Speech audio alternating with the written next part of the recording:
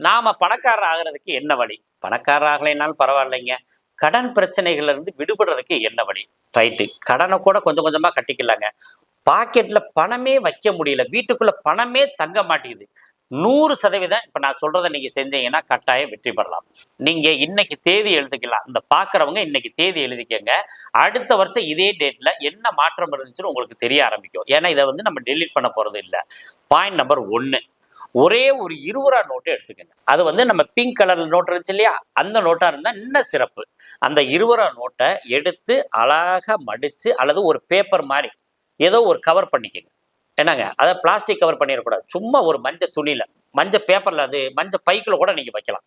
மஞ்ச பை இருக்கு இல்லையா? அந்த மஞ்ச பைக்குள்ள அந்த ரூ. 20 நோட்ட வச்சு, நீங்க எப்போது எங்க பணம் வைக்க போறீங்களோ, அந்த இடத்துல நீங்க கொண்டு போய் அத வச்சுருங்க.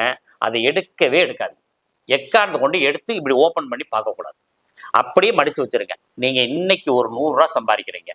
அத இரவு கொண்டாந்து அந்த பணத்துக்கு அந்த துணிக்கு மேல வச்சுட்டு, மறுநாள் தேவை இருந்தா நீங்க எடுத்துக்கலாம். ஒரு ரூ. 5000 கிடைக்குது. ரூ. 5000 கொண்டாந்து அந்த துணிக்கு மேல வச்சிடணும். அதாவது அந்த பணம் வச்சிருக்கோம். அதுக்கு அத கவர் பண்ணி தான் அந்த பை வச்சிருக்கோம். அந்த பைக்கு மேல அந்த ரூ. 5000 வைக்கணும்.